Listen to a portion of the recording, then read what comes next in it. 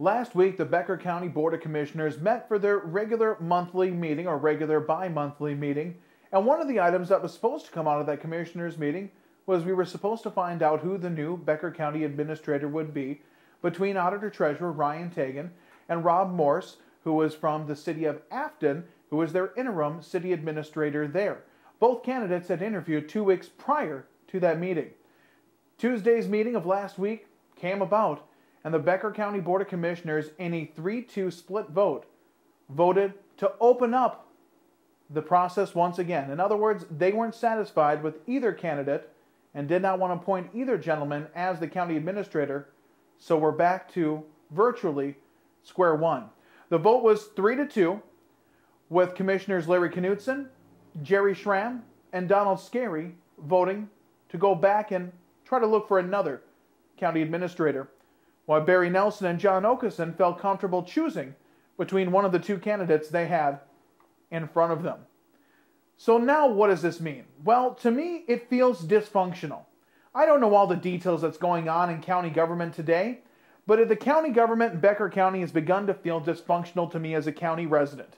Going back to July of last year, when the rec ordinance was supposed to be looked at, and it was a 7 to 9 page document, and all of a sudden it was a 50-page document, got bloated up, people didn't like it, sent it back, redo it. That was the first sign that there might be a chink in the county government's armor, in my opinion, or where there could be something wrong as far as communication, something just not working right. Then, of course, in August of last year, Becker County Administrator Tom Mortensen resigns. He says his forced resignation, nobody has denied that it was a forced resignation, and in early September that resignation is accepted. Why Tom Mortensen was forced to resign is still a mystery to the general public, although there are people around the area that I'm sure know the answers. They're just choosing not to say because they're protecting themselves or somebody else or the county at large. Who knows exactly? And that's part of the frustration, as it is, who knows? So in my opinion, we've wasted 7 months plus an additional 2 weeks here of time in Becker County. Do we even need a city or a county administrator? Have we gone this long without him?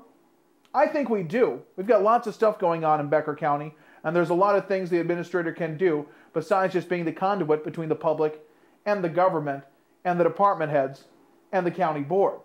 I think that's a great role that the administrator serves and why we need one. So I do believe we do in fact need a county administrator in Becker County.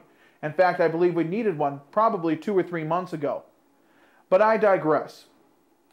Now it looks like the county board is going to hire some kind of a headhunter firm, for lack of a better term, to go out and find them some more candidates because they weren't happy with the 20 applicants they got and the 4 people they wanted to interview. 2 of them didn't even make it to the final interview. Just the 2 candidates, Mr. Tagan and Mr. Morse, did.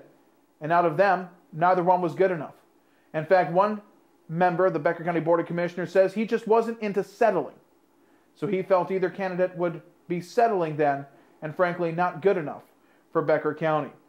I particularly think this is a slap in the face to Ryan Tagan, who has been operating as the Auditor-Treasurer here in Becker County since 2002, which is an elected position, and had taken over the role as interim county administrator for the last several months as Tom Mortensen left. I think he'd been doing an admirable job of that. He had a lot of inside knowledge of the county. Mr. Morse seemed to have been a little bit more conservative and would have been an outsider coming in, which I always think is a good thing too. I thought between the 2 of them, you would have had a good county administrator. After all, they've already demonstrated if you don't like your county administrator, you can just fire him in 6 months. That's what they did last time. So what were they so scared about this time? I don't know.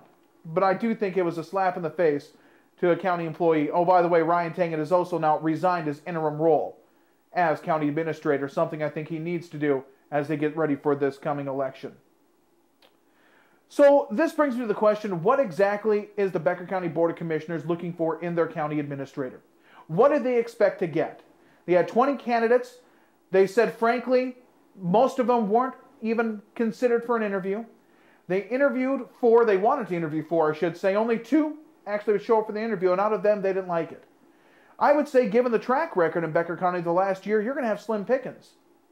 Nobody knows if they accept the job, if they're going to be shoved out the door. And nobody probably knows exactly what's going to be expected of them from the county board once they take that role. All I know is this screams of dysfunction. everything could be working smooth behind the scenes, but I tell you, as a county resident, as an outsider looking in, this just doesn't seem right. It just doesn't seem like it's working right. And who knows how long before we'll have an administrator actually in place. I assume it'll be at least a couple more months.